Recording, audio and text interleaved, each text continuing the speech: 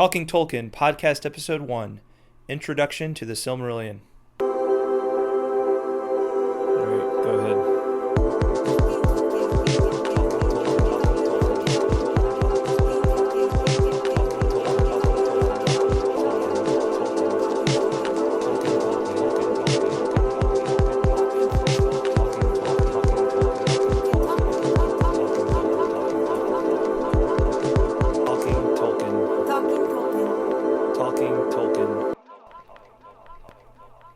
Hi everyone, John Carswell here. Welcome to the Talking Tolkien podcast, your conversational guide to the works of J.R.R. Tolkien. On this first episode of the podcast, we will be discussing the structure of the Silmarillion, as well as some important ideas that Tolkien lays out in the preface to the work. If you'd like to ask a question or make a comment, please visit my website, truemyths.org, and leave a comment for this episode's post. You can also reach me at john@truemyths.org. Now, without further ado, enjoy the episode. Okay. Welcome to Talking Tolkien. My name is John Carswell, and I'm here with Greta Carswell, who's going to be my co-host for this podcast for the foreseeable future, at least. Hopefully, all the way at least through the Silmarillion, which I am kind of forcing her to read, but it's for her own good. So I'll tell you a little bit about myself, and I'll allow Greta to introduce herself. My name is John Carswell.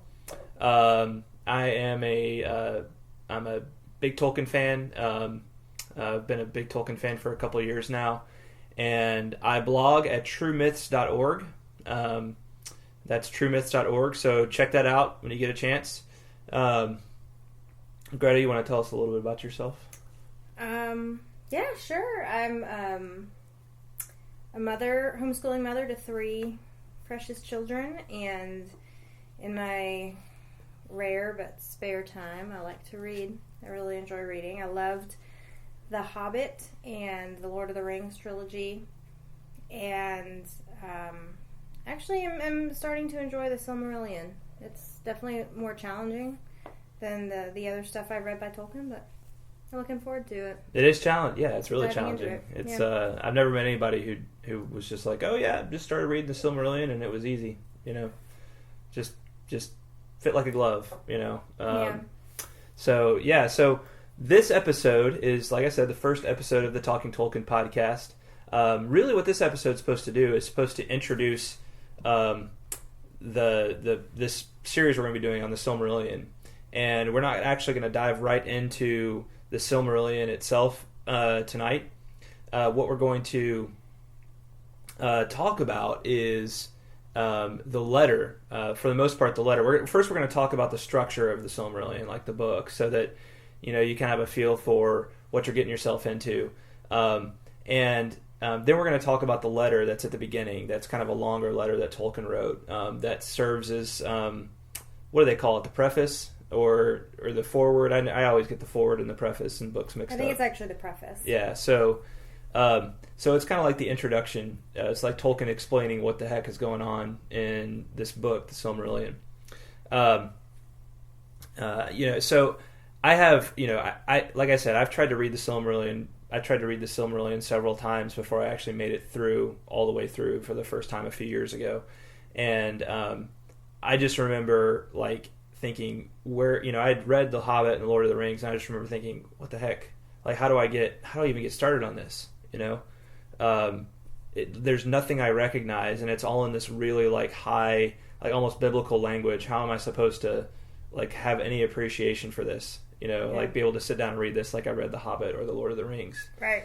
And but what I found was that when I kind of gritted my teeth the first time through and just read it, like it was incredibly rewarding. And so what I really want to help do with this podcast and with the beginner's guide that I'm kind of going through and writing at truemyths.org is I want to help other people really understand. And so the idea behind what we're doing here is that we create like a chapter by chapter introduction, to each one, so you can like read the first chapter, or you can listen to this and then go read the first chapter, and hopefully it makes a little more sense to you. Greta, you've never read the whole thing before, so It's like perfect that here I am, somebody who's read it a couple of times now and really loves it, and then you, who's someone who loves The Hobbit and Lord of the Rings, but hasn't read this yet, and we can kind of talk about it, and you can Yeah. ask some of the questions that I'm like, I forgot that's a tough question. Right. Yeah. So that's kind of the idea. And by the way, I have recently published a book on one of the chapters actually in the Silmarillion, and it kind of serves as a backdoor entryway into the Silmarillion. And that book's called Tolkien's Requiem. As we speak, as we record this podcast, it's actually available on Amazon for pre-order, and then it's actually going to be available for download to your Kindle on whatever device on February 2nd. So go check that out. That's the Baron of Luthien story. We'll get to that chapter eventually, but that's just an amazing story. Tolkien actually calls it the kernel of the mythology, so like the seed of the mythology. So, all right. So here we are, Silmarillion. We pick it up, and we're like, okay, here's the great like background work to all that Tolkien's ever done. Now read it, And what's it like, Greta? What's it like when you try to just get right into it? Wow, it's honestly, I think challenging might be an understatement. The preface, if I'm being completely honest, I did close the book a couple times and have a bit of an outburst of frustration, just to get it out. Because it's hard. It's really hard. And you have to reread. I felt like I was rereading every few sentences at least twice, oftentimes 5 or more times, to figure out what the heck he was trying to say. Yeah. And it's beautiful. Like, it's really beautiful. And I'm, in hindsight, now that I've read the preface, I'm really glad I did, because I feel like it's, not only is it rewarding, but it gives a great, it gives you insight into Tolkien's mind and into what was going on in his brain when he conceived all this stuff. Yeah. Which is pretty amazing. Yeah, I really like, one of the things that that really made me want to go extremely deep with Tolkien was starting to read some of his letters. There's a great compilation of just all the letters he wrote, like all these different letters he wrote over the years. He wrote tons of letters to different people. I guess letters were what they did before email. So, what? There was a time before email? There was a time before email? What? And texting? What? Yeah, I mean, it's it's kind of funny. We say like we wrote tons of letters. Well, each one of us has probably written tons of emails, and over the years, of our lives, but we just don't think of it because letters, you actually considered, I think, what you wrote in a letter a lot more.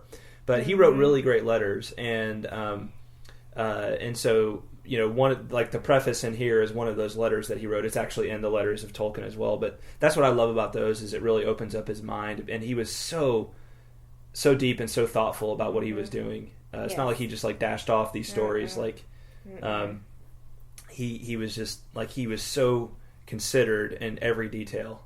Yeah. That's why there's 12 volumes of the history of Middle Earth that his son Christopher published after he was done, because it was like he went through so many drafts and so many different versions of these things, trying to get them out there. So, I wanted to go through a little bit of background on the Silmarillion and just cover that because I think it's helpful to understand that going into the work. Yeah. Tolkien started the work on this in the 1910s, so round about World War I, which he served in.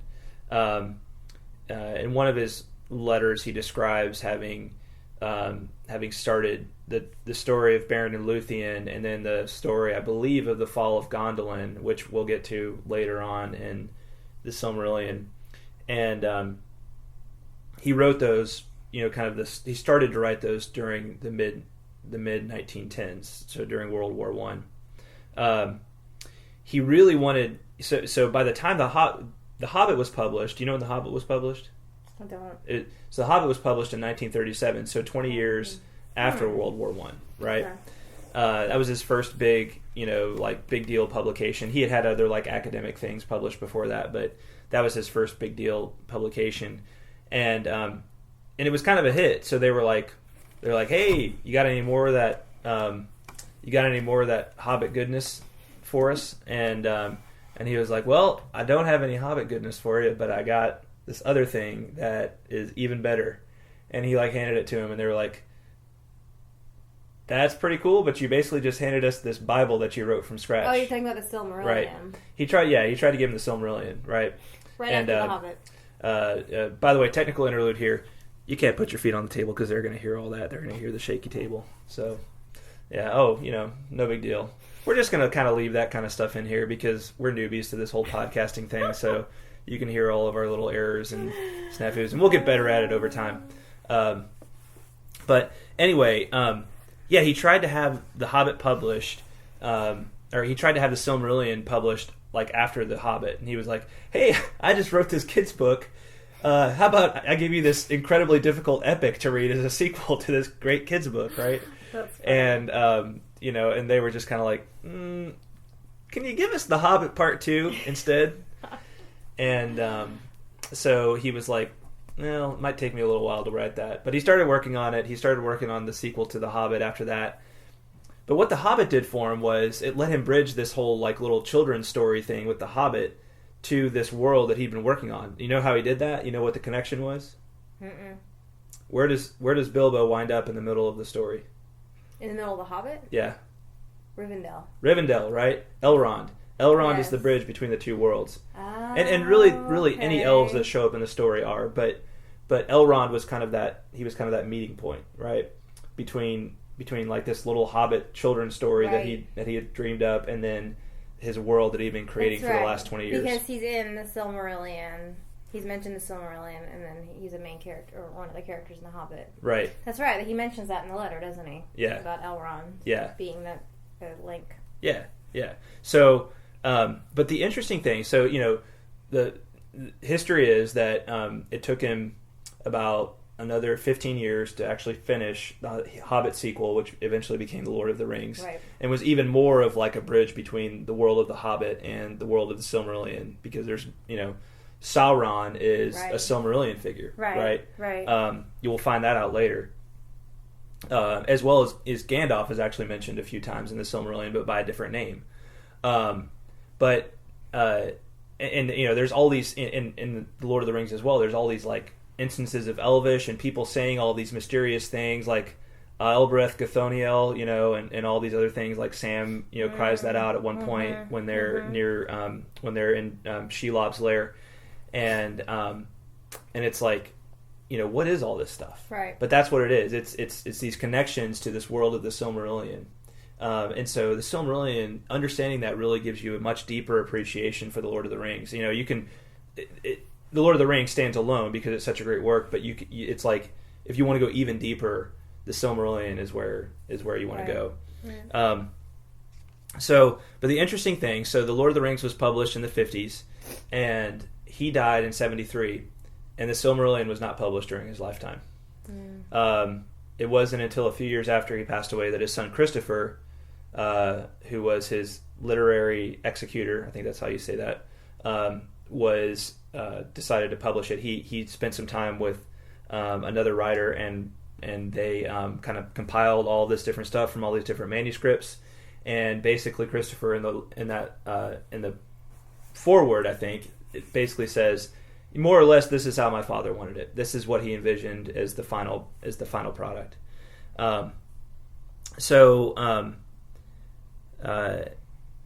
Some of the chapters in the book are synopses of different epic poems he wrote. So, like the story of Beren and Luthien is actually there's actually a poetic form of that too, like an epic poem version of that, as well as some of the other chapters in the Silmarillion. And then one other thing, and actually we're going to talk about the structure of the book too, but if you go and you look at the very back of the book and you look, one of the things I love about the Lord of the Rings is the maps at the beginning and the end. I'm a map person, so I like seeing the maps and seeing it all laid out. Well, you look at here and you're like, okay, well, I don't understand what's going on, but maybe if I look at the map, it'll all start to make sense, and I'll see where all of the places that were in the Lord of the Rings are, because this is still Middle Earth, right? Right. But that's not that what you see there on that map, this Beleriand place, that doesn't exist at the time of the Lord of the Rings. and we'll find out why as we get more and more into the story. The only thing that is any somewhat familiar is this arid Luin thing, which is the Blue Mountains, which is at the very western edge of Middle Earth. In fact, that's where Frodo and Bilbo and everybody else have to pass through to get to the Grey Havens, where they leave at the end of the Lord of the Rings to go into the west, to go back to the Blessed Realm. So that's like the only part of this that actually is in the Lord of the Rings is the Blue Mountains, this arid Luin over here. Okay. So, and one, I will say this too on my pronunciation. I'm always trying to be corrected, so I welcome corrections via email, feedback on that. I try to get it right, and I've gotten a lot better over the years. But I'm not a real language person, so I don't always get it quite right.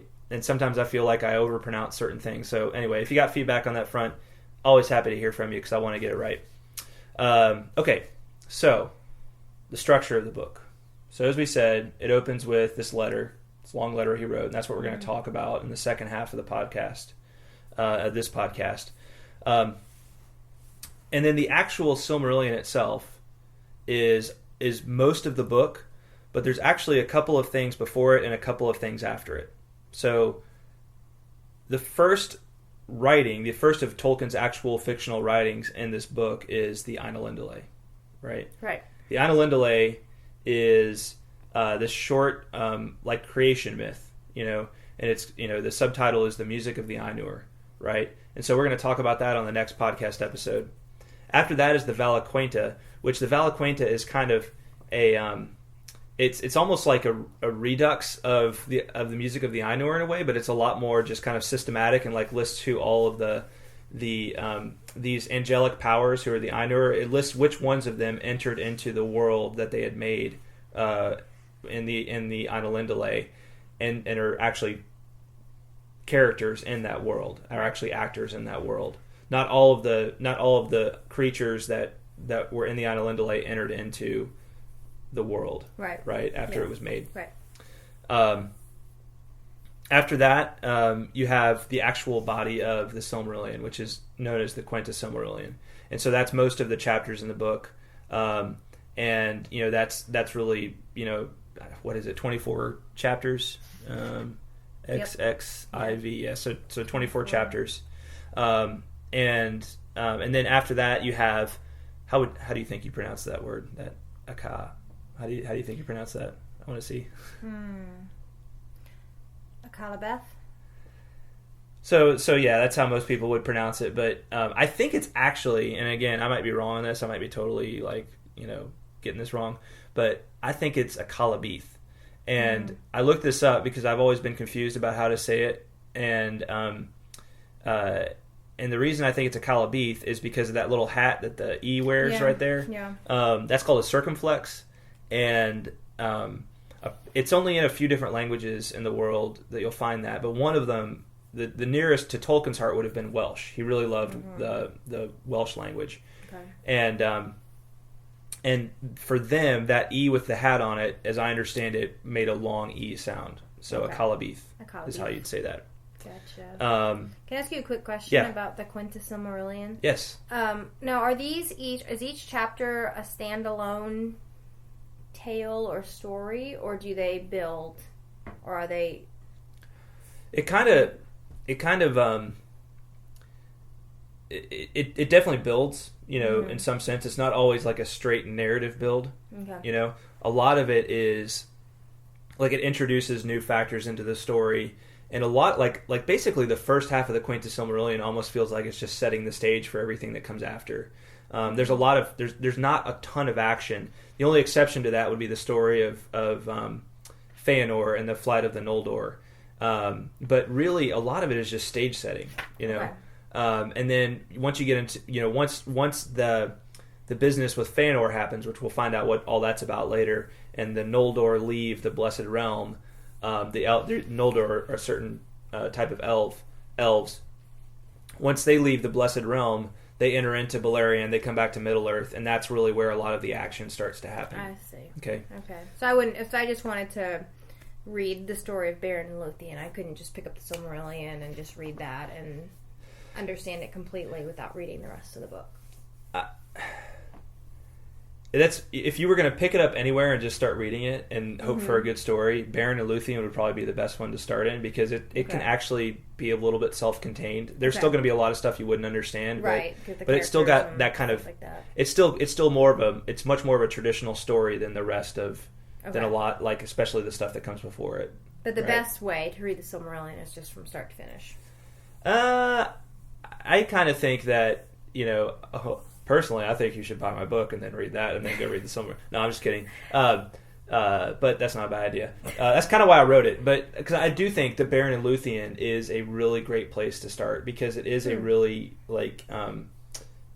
interesting story. But I'm not Tolkien, and he put the book together this way, and so that's, and this is a podcast about Tolkien, so he wanted you to read it that way, right? He wanted me to read it from or page at least that he wanted it put together that way. Page 460. I don't know if he would have said start there, but that's the best we can do, because that's what we have, right? So I see. Okay. I got to be true to him, because he's the guy that wrote it. No, so, I dig it. I was just curious. But if you're having trouble that way, my recommendation would be to go to Beren and Luthien and read that story, and then start kind of, making your way around some other places. Gotcha.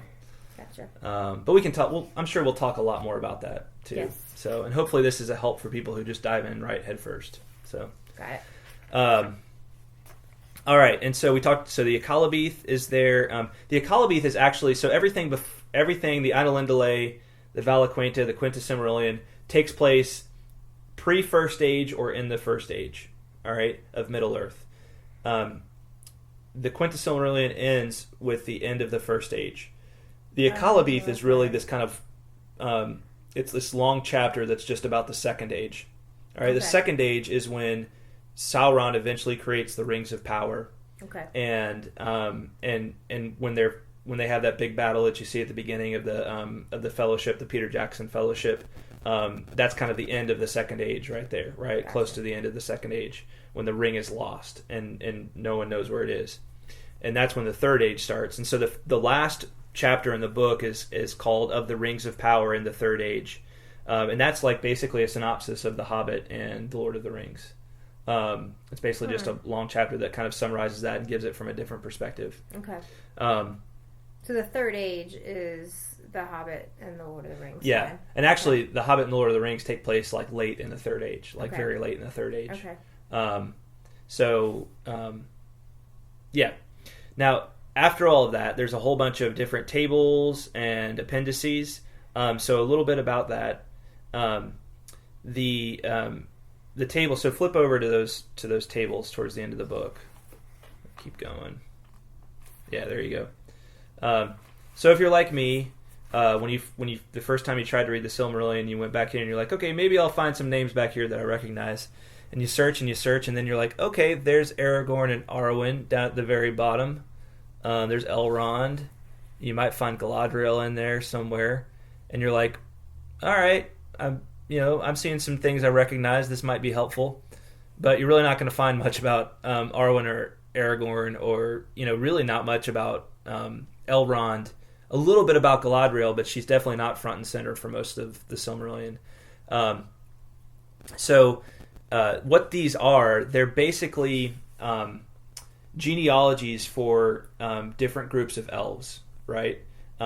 So there's, we'll come to find that there's three really important groups of elves. Those are the Vanyar, the Noldor, and the Teleri. Okay, the first page we see here, if you go over here, this is the descent of the Vanyar, right? I'm sorry, this is the descent of the Noldor. And then you come to this one, and this is the descent of the Teleri. Okay. All right, and then you have, and then the third one is the House of Beor, and he is a mortal, so he's a man, right? Yeah. And then the House of Hador of Dor-Lomin, he is also a man. And then the last of the genealogy types of things that doesn't look like the rest of them, with all of like the Eldar and the Avari. It's what does it say at the top? I can't see. That's the Quindi. Yeah, the Quindi. That's basically that's not really showing like specific names. That's showing like groups of elves and how they're divided and where all the different elf names of the groups of elves come from, right?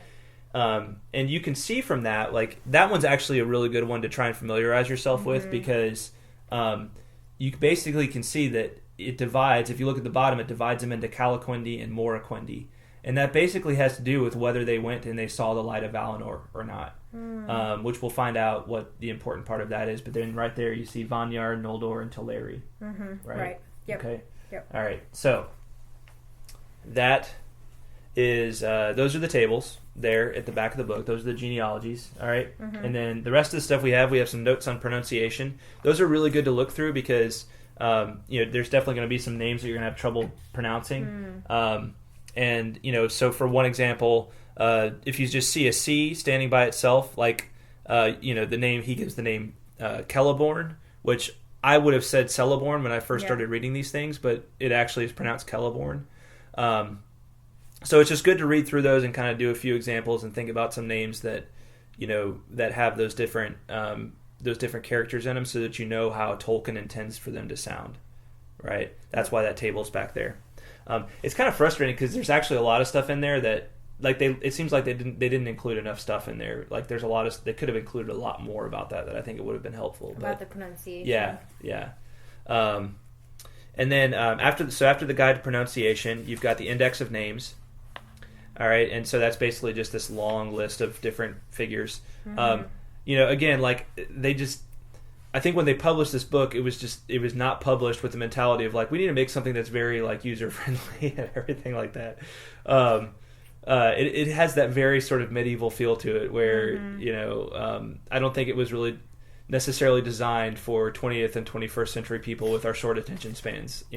Absolutely. Like, it was, it's definitely kind of a throwback in a way. And so you look through all these names and it, like, talks a lot about these figures, but it's just kind of like. It's kind of like where you, like, find one name and then you're like, okay, now to know what this person is, I have to go learn about 5 different people, right? In different places. Yeah. So anyway, but it's helpful when you start to get the lay of the land and you can start to piece together the rest of the outliers and everything. Right. Oh, it is handy. Yeah. And then the last thing I believe is the is there anything else in there? I wrote down a word that doesn't make any sense to me. Let's just keep going. Oh, the appendix. What is that? Elements and Quenya. And this is just kind of like a language guide for some of the Elvish terms, some of the different things they say. So that's what that is. Again, I'm not much of a language person, so I don't reference that a whole lot. But if you really love language, which Tolkien certainly did, that's a pretty handy little thing back there. And then, as I said, the map at the end. Is a place that is in Middle Earth, but it doesn't exist in the Third Age, which is the time that all of us are familiar with from the Hobbit and Lord of the Rings. Right. Gotcha. All right, so we've been talking for a little while. We talked about the structure. Basically, again, you got the opening letter, you got the Annalynne Delay, you got the Valaquenta, you got the Quaint Silmarillion, you got the Akallabith, you got Of the Rings of Power in the Third Age, and then you got all the stuff at the end. Yep. Right? Yep. Any questions about any of that? Anything sticking out of your mind at the moment? No, I don't think so. It's nice to know that the appendices are there, though, because even as I was, I'm very early on in my reading, but I found myself going back and into the previous paragraph, trying to figure out, wait, who's this person again, and where is this, and what is, such and such. It would have been very handy instead to just flip to the back. Been like, oh, that's what that is. Yeah. So it's nice to know. It's really nice to know because there's a lot of unfamiliar words and places and names that it's nice to have that quick reference in the back. So I'm glad to know that's there. Yeah, it is. It's it makes it a little easier, but still doesn't make it super easy. Oh no. So. All right, well, we're going to pause there, and we're going to do a little commercial break, and then we will resume by talking about the Waldman letter there at the beginning. So you're listening to Talking Tolkien, and we will be right back. Do you know the tale that Tolkien called the Kernel of the Middle-earth mythology? Beren and Luthien is the story of an outlaw mortal and an elvish princess tasked with obtaining a Silmaril, one of the holy jewels of the Blessed Realm, from the Iron Crown of the Dark Lord Morgoth. In my new book, Tolkien's Requiem, I explore the legend of these doomed lovers. In doing so, I aim to provide a backdoor into the world of the Silmarillion for those who have struggled to give it a go. One of Tolkien's greatest achievements, the story of Beren and Luthien, deserves to be as well known as The Hobbit and The Lord of the Rings. Get your copy of Tolkien's Requiem today by visiting truemyths.org/Beren. That's truemyths.org/BEREN. Happy reading!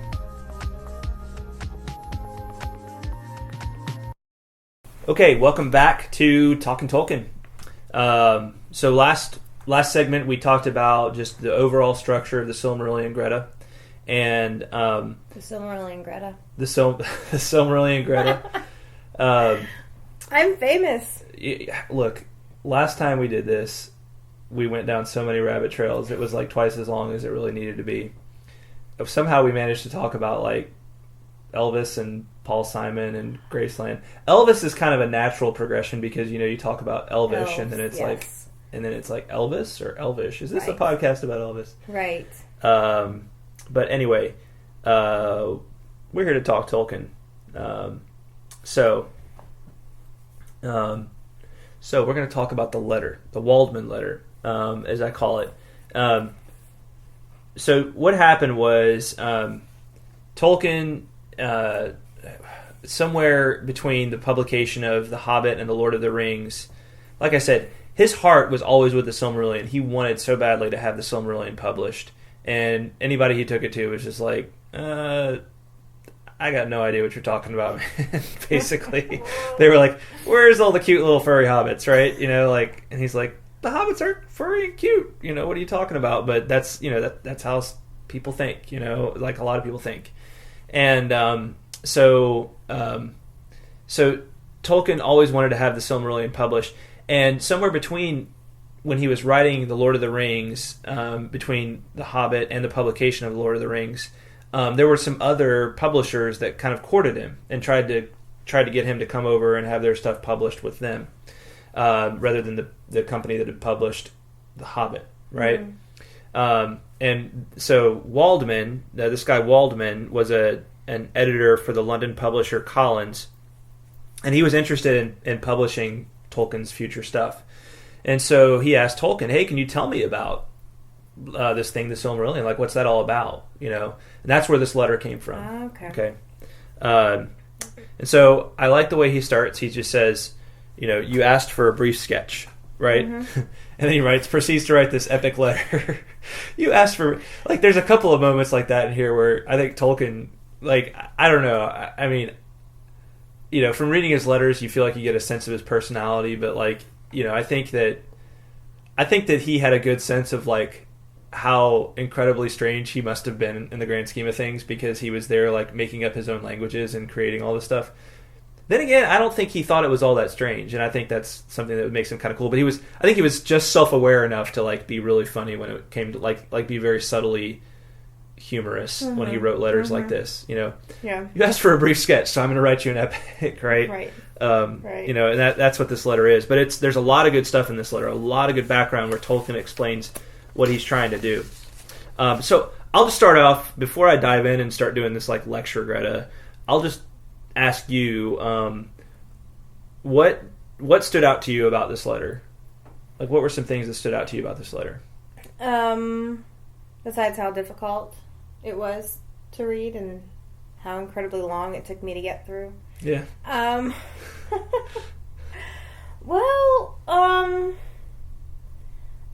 to be quite honest, I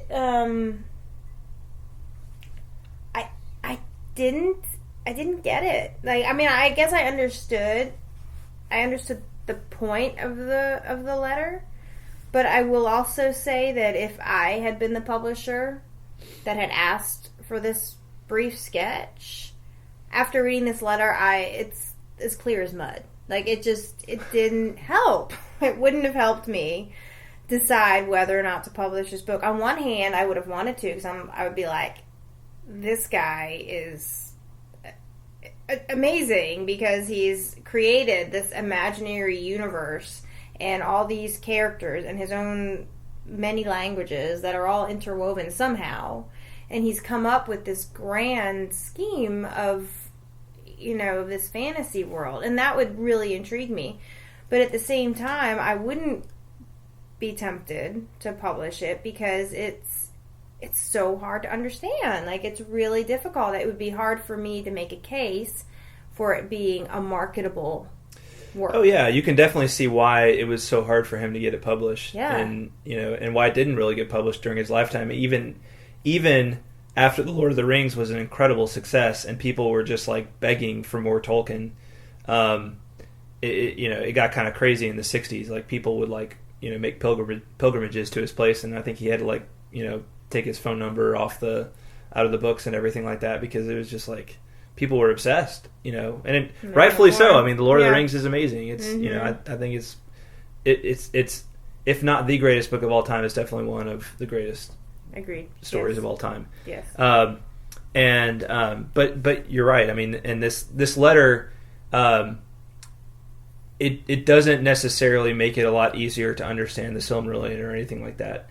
But again, it's a very helpful introduction when you kind of, when you pick apart a few things and really understand what he's driving at.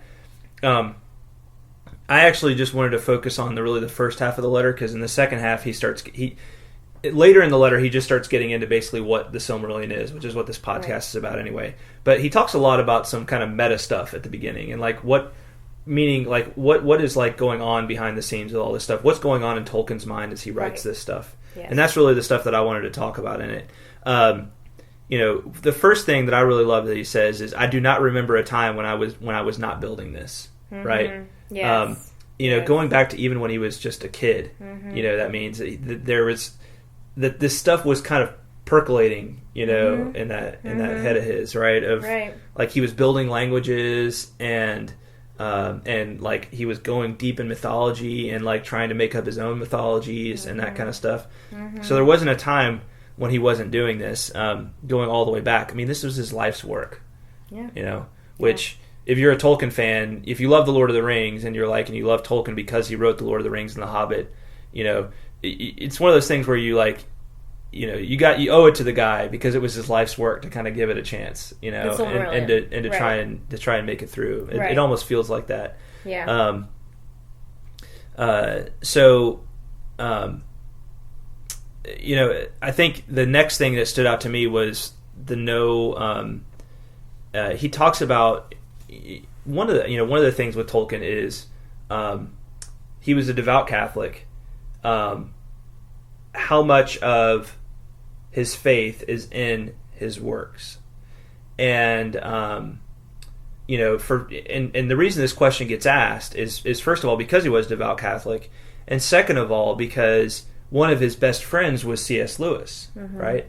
C.S. Lewis, the author of the Chronicles of Narnia and nonfiction books like Mere Christianity and that kind of thing. Lewis, read a lot of this stuff before it was ever published. Read a lot of The Lord of the Rings. I think he read a copy of The Hobbit before it was published. He was one of the few people that Tolkien trusted to give him good feedback on this stuff. Lewis, of course, wrote the Chronicles of Narnia, which are very heavy in Christian symbolism and that kind of thing. So much so that they're often referred to as allegory, especially The Lion, the Witch, and the Wardrobe is referred to as an allegory of the gospel, right? But Tolkien at the beginning of this, is very clear that there's no explicit religion in this, but it still contains religious truth. And I think that's an important thing to remember. Tolkien was not trying to do what Lewis was doing in The Lion, the Witch, and the Wardrobe, or any of the other Chronicles of Narnia. He wasn't kind of trying to make this tale that was a little bit moralistic and contained a lot of heavy symbolism that was supposed to make you think, okay, this means this. Aslan is really Jesus, and Narnia is just kind of a stand-in for the real world, and all of these other figures are they're the bad guys and these are the good guys, and all this kind of stuff. Tolkien was never trying to do something that deliberate, right? Where he was setting up this thing that easily corresponded. Mm-hmm. So, and what he says shortly thereafter is he goes into this thing where I dislike allegory, right? Mm-hmm. I really, and you'll find this all over his works. He doesn't like allegory very much. He doesn't like this like conscious decision to make this in my story represent this, right? It's like you have to have this decoder key so that you know what everything is supposed to be. And that's part of the reason I think that the Silmarillion is so difficult, is because he didn't do that. He created something that was very much his own and didn't have something it referred to in the real world. Right. Yeah. Even though the creation story is, even though like in the Annalynne Delay, it's like a very there's some similarities between like the creation story in the Book of Genesis and the creation story in the Annalynne Delay. Right. There's not a lot. There's not a lot of similarities. Mm-hmm. Yeah. So it's an important thing to remember with Tolkien that he really did not like allegory, and he was not trying to do what Lewis was trying to do in The Lion, the Witch, and the Wardrobe. So he was really he thought good storytelling consisted in just telling the story that you have to tell, right? Right. And he felt that there would be connections, that there would, like, our minds would find connections with other things in reality. But he wasn't trying to force that on people. He wasn't trying to get people to say, like, oh, this must represent this. Like, Galadriel represents Mary or something like that, right? That's not what he was all about. Galadriel is Galadriel, right? One of my favorite quotes from Tolkien early in one of his letters is somebody wrote to him, and people were always writing to him and saying, well, does this in your book really stand for this? And so somebody wrote to him and said, are the orcs supposed to represent communists? And Tolkien's response to that was, the orcs are no more communists than communists are orcs, right? And what he meant by that is that in the world that he created, the orcs are real things. They're not stand-ins for somebody else. Right? Yes. That they're their very own thing. They might have a lot of similarities, mm-hmm. but there are probably other figures in The Lord of the Rings that have similarities to communists, just like a good capitalist could have a lot of similarities to an orc in his behavior. Right. So, exactly. So I've been talking a lot. You got any questions? I'll take a brief pause and stop my blabbing for a moment. You got any questions? Yeah, I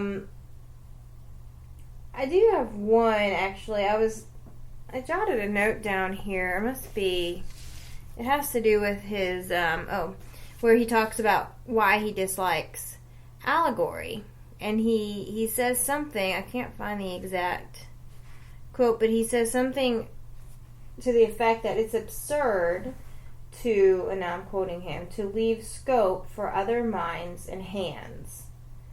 And I thought that that's what he wanted. I thought that's why he disliked allegory, right? Because he felt like allegory forced people and didn't leave them the freedom to interpret the creative work for themselves. So read me that quote. So I make sure I got it right. The only thing I jotted down was absurd to leave scope for other minds and hands. Oh, I think he was talking about his friend Scope. His what Scope? His friend, Johnny Scope, is what he was talking. It's absurd to leave his friend Johnny Scope just sitting. Because Johnny Scope doesn't know his right from his left. Yes. That's so. Does that answer your question? Oh yes, so let's find the actual quote though. All right. Here it is. The cycles should be linked. Okay, so here he says, I would draw some of the great tales in fullness and leave many only placed in the scheme and sketched. The cycles should be linked to a majestic whole and yet leave scope for other minds and hands wielding paint and music and drama. Absurd. So is he saying that tongue in cheek, or is he? That's his sense of humor, right? Like he is talking about. So let me read that, put that in perspective for you. Right here, yeah, okay. I would draw some of the great tales in fullness and leave many only placed in the scheme and sketched. The cycle should be linked into a majestic whole and yet leave scope for other minds and hands wielding paint and music and drama. Absurd. So remember how he starts that paragraph, though. Do not laugh, but once upon a time, my crest has long since fallen, I had a mind to make a body of more or less connected legend, ranging from the large and cosmogonic to the level of romantic fairy story. So he's saying, like, he's kind of like shirking and be like, here's my little pet project over here, right? Like, I know I'm kind of a nerd for having made all this, but like, this is what I do in my spare time, so check it out. And he gets the last laugh, of course, because now he's Tolkien, and he's one of the most famous names in the world. So, but he was kind of like, yeah, I'm weird. Like I made this whole universe, and it's like the work of my life. So don't laugh at me because it's really important to me. But he's kind of like, but I know it's just silliness. I know I'm just silly. That's kind of what he's doing. And what he's actually saying there at the end is he wants to leave room for others to build upon. Right, that's what I thought. That's why I didn't understand why he said absurd after. And that's why you'll go out there and you'll see, especially like artists, like visual artists. I think writers have kind of, like, I think most writers realize that there's really no other writer that could even try to do what Tolkien did, and it would be an utter failure to try and like repeat what he had done in his world, like to try and build upon his world with writings. Right. I don't know that anyone will ever like take a serious stab at that, because he's just too good. Like there will just, I don't think there will ever be a mind again like his, in that way. But you can't ghostwrite Tolkien, I guess is what I'm saying. Right. But artists, like visual artists, I mean, we look at sometimes, I show you some of the stuff I use on my website where I find, I go and I find these artists just make these incredible, visual renderings of episodes or scenes from Tolkien's work. Right. And I mean, they're beautiful, they're gorgeous. Yes. And they some people see this character in this way, some people see him in this way. And that's one of the most wonderful things about it. And I love that people do that because I really think that Tolkien wanted people to do more of that. Right. There's some people have done some music. The music stuff is not as well known. But even like the music that's been done for the Lord of the Rings films, right. Yeah. I love some of that music. I mean, just beautiful. And I think there's a lot more room to do work in that particular area. I mean, music plays a huge part in Tolkien's works, and we're going to find that in the Silmarillion. Like, it plays an incredibly important part in the Silmarillion, and it does play an important part in the Lord of the Rings as well, and in the Hobbit. There's a lot of songs in the Hobbit. There's a lot of songs in the Hobbit. Yeah, absolutely. So and that gets back to his whole idea of subcreation. That when people make things. First of all, mankind works from kind of this latent material that we're given this inspiration, and we work to form that into something that can then be presented, right? Mm-hmm. And that's kind of this concept of subcreation. And then,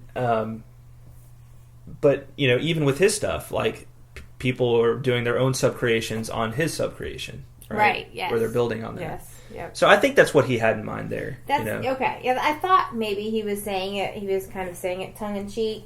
But I was just wanted to be sure because I want to understand why he disliked allegory because he's very clear about disliking allegory. I wanted to understand. I thought I finally understood why, and then I read that and I'm like, wait a second, that doesn't make sense. So. Have you ever read?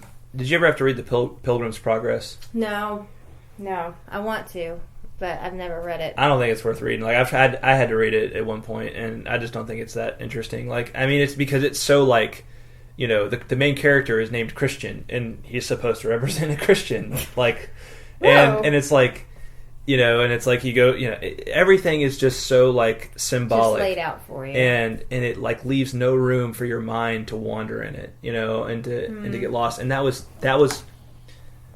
Like this being able to escape in something is hugely important for Tolkien. Like to be able to like lose yourself in the thing that you're reading was, like if your art didn't enable your audience to do that, then you had failed your audience basically in his mind. I think that's all. I mean, isn't that why a lot of us read? Yeah. You know, is to escape. And I think the other part, too, is not just being able to lose yourself in something, but to be able to see yourself in that world. To be able to... I know I've gotten into several books where I've gotten so engrossed in them, I'm almost in a trance.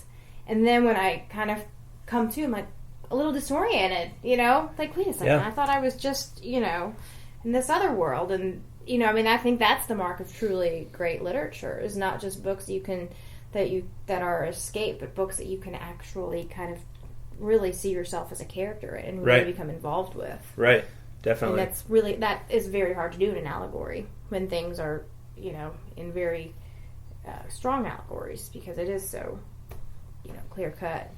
Yeah. So.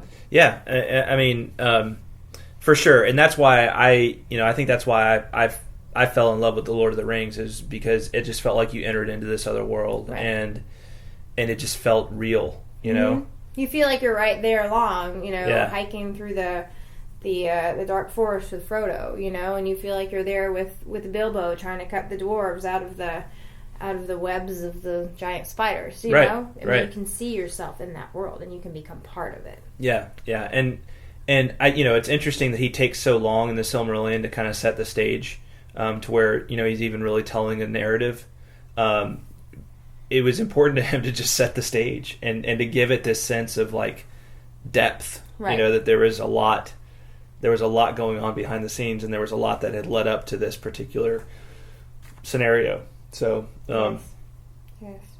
yeah, you know, he would not have made a great playwright. Too long. Now that I have spent the last 4 hours pronouncing what the setting for this play, the next 30 minutes will now tell the story of the play. All right. But I love that line. You know, I love thinking of him writing that line, and, like, you know, do not laugh, but once upon a time, my crest has long since fallen. I had in mind to make a body of more or less connected legend, ranging from the large and cosmogonic to the level da-da-da-da-da. Right. And I kind of look at him, like, laughing at himself, being like, I am such, you know, I'm such a nerd. I've spent my life making this huge world, and I'm going to spend the rest of my life doing it too.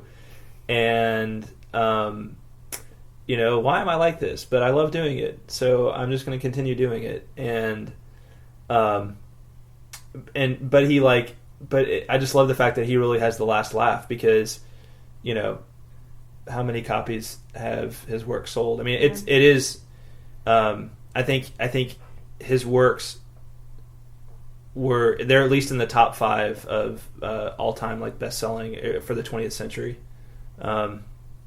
works worldwide. So you know, he gets the last laugh. Yeah, he does. All right. I love, too, when he says a little bit after that, he says, I always had the sense of recording what was already there somewhere, not of inventing. Tolkien, like, and this gets back to that whole idea of subcreation. Tolkien had this sort of mystical view of the artistic act, right? Yes. Of making something. For Tolkien, like, most of us just think, oh, we went and painted a painting. But for Tolkien, like, the act of making something was almost sacred. It was almost like a sacred endeavor. Because for him, as a Catholic, you know, human beings are made in the image of God, and so one of the key ways we're made in the image of God is that we make things. Now, we don't make from nothing like God does, but we make from the things, like the raw materials that God has made. We make from that. And so in this sentence, you know, where he says, yet I always had this sense of recording what was already there, not of inventing. You know, he's hinting at this notion that these inspirations, these things where he's just like, one day he, like, you know, he was just bored grading papers or whatever, and he turned over a paper and he wrote, in the hole in the ground there lived a hobbit. And that's where the Hobbit came from, right? And he's like, I don't know where that came from. It just popped out of nowhere, right? Mm-hmm. And like, that's beautiful, because it's, you know, it's like, where did that stuff come from? You know, where does I mean, I do a little songwriting, and, like, where does the inspiration for a song come from? You know, You just hear something in your head, and then it's happened to me several times where I just hear something in my head, and I want to go like record it and jot it down just so I don't forget it, because I know it's fleeting.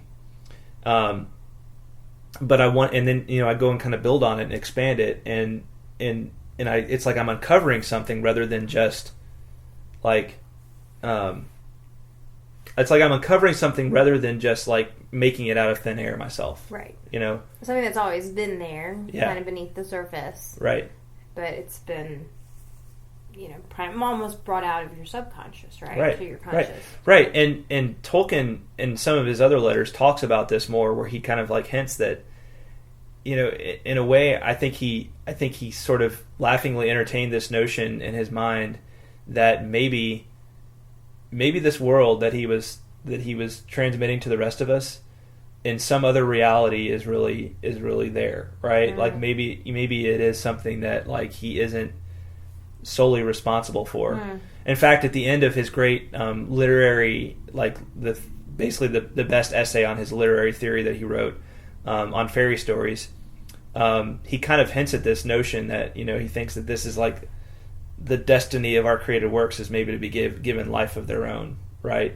In the end, right? Wow, that's beautiful. So he just had a very like rich notion of what it meant to be an artist, what it meant to be a creative, and I have totally latched onto that. I love that notion, and I just think it's so cool that he thought, I'm not inventing something, I'm discovering something, right? Mm-hmm. I'm discovering something that already exists in some form. I'm an archaeologist. And I'm kind of like digging it up, and I'm brushing it, and brushing it, brushing off the stuff over here, and kind of like revealing it to everybody else. Right. Yeah. I mean, what do you think about that? Yeah, I think it's beautiful. Yeah. I mean, I think it's profound in a way. I don't think a lot of people see created works that way, but I think it's beautiful. Well, I think it's something that makes him very unique. I mean, because and it's not like he never talked about it a ton, because he always kind of hinted at it. He never tried to get too specific on it, because I think he knew that it was just a little too mystical for kind of most people to like just be like, what the heck are you talking about? Like, well, isn't but I think he really did. If you read the poem Mythopoeia, which he wrote to C.S. Lewis, it really gets into this. And I actually kind of go through the poem on my website, True Myths, and I go through, I break it down into 4 parts, and I kind of go through it and talk about what he's saying in each of the parts. And I think that's a real place where you can see this spirit coming through. I think he felt like probably the best way to express it was through poetry, and it is kind of it's a little bit of a didactic poem where he's teaching, he's kind of teaching Lewis as he writes this poem. But the same spirit is in that poem, that like human beings are makers. Like we have this need and desire to make, and where does that come from, right? Why do we have this need and this desire to make things? Other creatures don't. Like, you might say, well, like beavers build dams, right? But that's like a biological function, like, or a bird building a nest, right? They do that because they have to have that for a specific biological purpose, right? But like human beings build things, like we write songs have no biological purpose, right? Building beautiful buildings have no biological purpose. You could just build a building, but you build a beautiful building instead, right? Like, why do you do that? Why do you paint a beautiful painting, right? Right. Because you got to, in a way, right? Yeah. So. That's true. All right. So, you still with me? I am. Okay. Yeah. All right. Are you tired, or are you overloaded? No, I'm good. I'm good. I actually, my brain was going off a bit on a rabbit trail, because I was just, you were talking about painting and creation and Tolkien's view of that, and he actually mentions Leaf by Niggle in this letter here as another one of his stories. It's a little bit of a standalone. It even says in here that it's that it was radically unrelated, and it was kind of conceived separate from everything else. But I feel like in Leaf by Niggle, which y'all have to read, it's an amazing story. I think that notion is very about what you were talking about, how our created works. You put it much more eloquently than I'm about to, but how our created works may be given life in some other dimension, right? Right. I mean, is that basically you're talking about the Mythology and stuff like that? I mean, I feel like that notion is very. I feel like he really gets to the heart of that in Leaf by Niggle, I mean, right? Because he's in the. I don't want to spoil it for anybody who hasn't read it, but I feel like that that story does a really great job of also illustrating his notion that these created works may one day be more. Yeah, and it's really interesting. Thank you for bringing Leaf by Niggle up, because the copy of On Fairy Stories I have and Mythopoeia is in this volume called Tree and Leaf, and it's On Fairy Stories, Mythopoeia, Leaf by Niggle, and then the Homecoming of Beorth. I'm going to get this wrong. Beorth, not Beorth Helm's son, I think is how you say it. But you're like, what do these things have in common? Like, why are they in the same compendium? But you can kind of see why they are. When you see that thread in particular, right? That this sense of like, why do we create, right? They're all kind of different takes on that question, right? Why do we make these things? And I think he was trying to answer this question for himself, because he's like, why have I spent my life making up languages and making this like mythology, like this vast mythology? Yeah. Why do I feel compelled to do this? Right. I think probably if I spent a lot of my life doing that, I would probably start wondering the same thing. Mm-hmm. So, yeah. No, but I mean, great point about Leaf by Niggle, and yes, a great short read if you just need a quick Tolkien fix. And it is a story. It doesn't have any hobbits in it, but the main character is a little bit Hobbit-esque, even though he's not actually a hobbit. So, really good short read. Very, very good. Yes. Okay, so he says a little bit after that, he says, all this stuff is mainly concerned with fall, mortality, and the machine. Mm-hmm. Fall, mortality, and the machine. Mm-hmm. What do you do with that? You know what I did with that? What did you do with that, You told me to take notes and questions, and so here on my handy piece of paper, I wrote number 4, fall, mortality, and machine. Huh? Question mark, question mark, question mark. Good notes. That's what I did with it. Huh? How do you spell huh? Huh? H-U-H. Yeah. Huh? Well, first of all, I wanted to remind you about his use of the word stuff here, and how reassuring that is to hear somebody like Tolkien use the word stuff in a sentence. Stuff. Because, this is the guy that like makes up words like Annalynne Delay and that sort of thing, and here he is. And makes up his own languages that are beautiful, and here he is saying, all this stuff is mainly concerned with fall, mortality, and the machine. Of course, he probably knew some kind of like long history of the word stuff and how it was really a profound word, and that's why he deliberately used it in this sentence. But it still just makes me chuckle to hear him saying all this stuff, because I think of Tolkien as like this incredibly smart guy, and here he is just sounded like a regular old schmuck like you or me, Talking about stuffs. Yeah, talking about stuff. Let's talk about some stuff. All right. I should have called this podcast Talking Tolkien Stuff. All right. This is bad. Okay, I'm sorry. All right. Rein it in, Johnny. Rein it in. Reel it in. Bring it on back home. All right. All right. I don't know how much longer we're going to be hold their attention. We've been going on for a while here. Yeah. So. All right. So fall, mortality, and the machine. Mortality. So he says mortality, especially as it affects art. So obviously, mortality is like death, the fact that we die, right? Mortality, especially as it affects art, a desire which seems to have no biological function. That's kind of what I was saying before. Why do we make? It doesn't have like a biological function like the rest of the things we do as human beings. So why do we do it? The maker, the sub-creator, clings to the thing made as his own, and this leads to his fall. This is a very important point, because this is what happens in the various falls in the story. Now, anybody who's ever studied like the nature of storytelling knows that in pretty much any story you're gonna happen upon a fall. a character is going to have some kind of a fall, right? So we think, for Tolkien, the word fall, the capital F fall, would have been the fall of man, right? At the beginning of the Bible. Man falls from his original state of original justice and being in the blessed presence of God, and he sins and he falls from grace, and that leads to all of the problems of the world, right? Something very similar happens in the Silmarillion with several different characters. So it's not just one character that has a fall, but there's sort of an angelic figure that ends up having a fall, and there's some other non-angelic characters that have falls as well.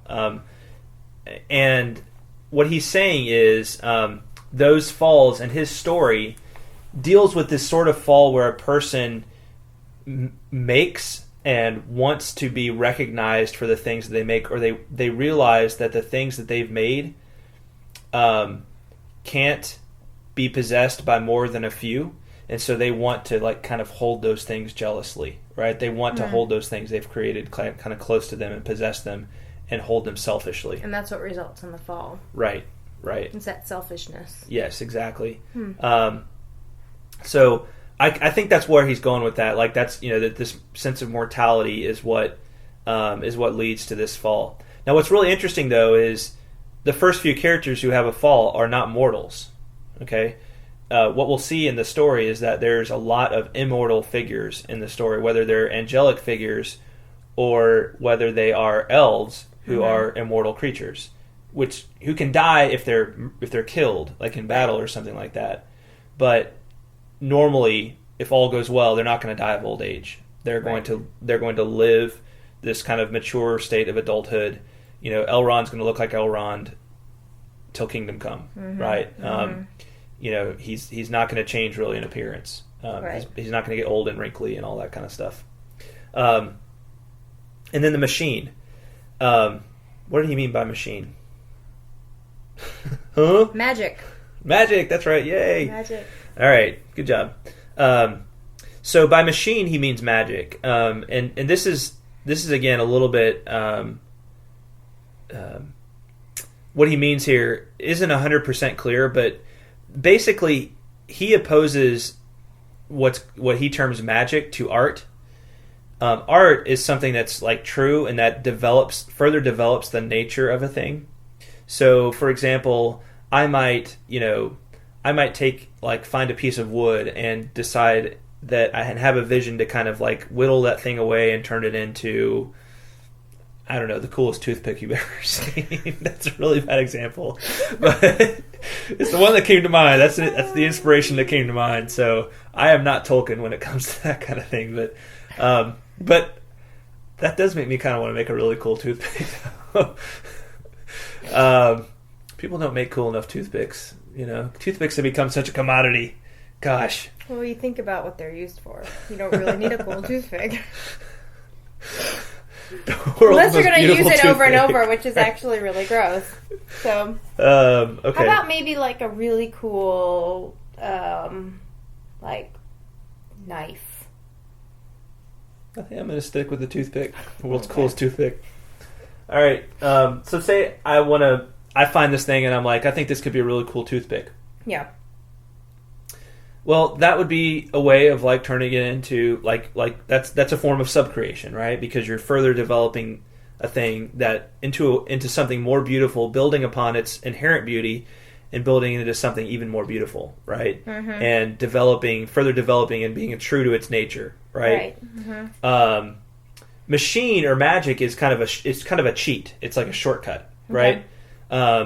So instead of doing the labor to make that more and more beautiful, it's you say, oh, I'm going to get this and I'm going to get a whole bunch of other wood and I'm going to put it in. We're going to make Johnny's toothpicks and we're going to sell them. We're going to make millions, right? Yeah.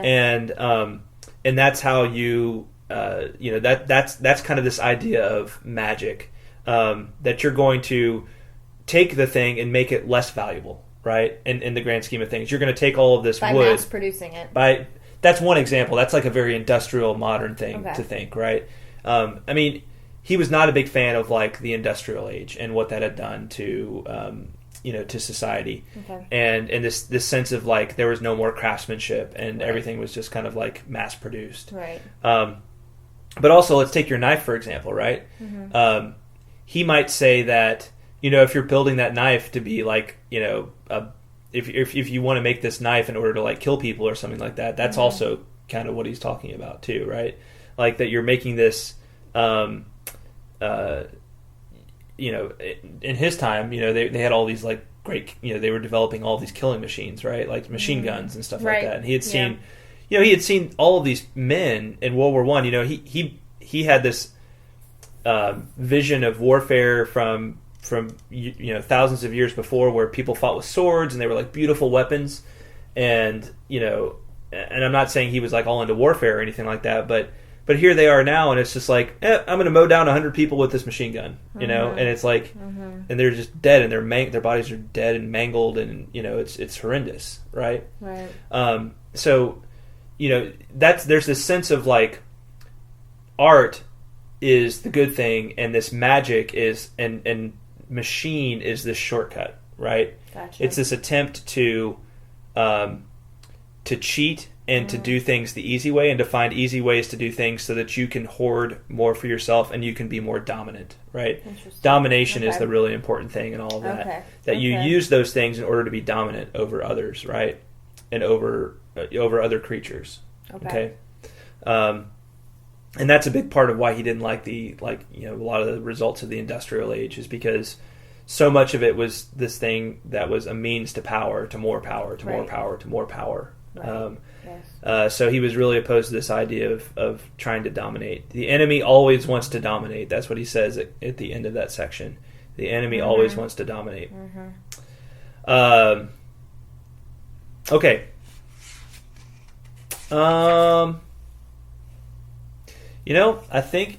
I think that's about all I want to cover in the first letter. Did you have any other questions? Any other things that you said next to? No, I think that was my only Yeah. And the other question Wait, was I it had, or was it huh? Oh, maybe it was. I wanted it to be Fall mortality in the machine. Yeah. Take that. No, I think my other questions actually, at least these other two that I'm looking at, you answered in when you were talking about kind of the structure and the background of the Silmarillion. Because I was a little confused about what the Silmarillion was actually composed of, and what it covered, and when it took place, and all this stuff. But no, I think that's pretty much it. I think I'm good. All right. I found that very enlightening. Thank you. Cool. Well, no need to drag it out then. We will stop here and say this is the intro to the Silmarillion. If there's any other questions that any listeners want to bring up and we can answer maybe next time about the intro, about the preface, something that we didn't cover in the letter that you think we should have covered, or something you think we got wrong, or whatever, something I mispronounced, let us know. And next time we're going to be talking about the Annalynne Delay, which is pretty cool. Yeah. The Annalynne Delay is pretty cool. Yeah. So tune in next time. And you have been listening to Talking Tolkien. Thanks for listening. And like I said, check out truemyths.org. Talking Tolkien is the podcast for truemyths.org. Truemyths.org has a lot of other good content, especially related to the Silmarillion right now, and we'll be delivering tons more good content in the next few months. So, all right. Thanks, Greta. Thanks, John. All right. Bye, everybody. All right, episode 1 is in the books. On the next episode, we will take a close look at the remarkable and beautiful Annalynne Delay. Thanks so much for listening, and I hope you tune in next time. Until then, please drop by truemyths.org for more Tolkien goodness.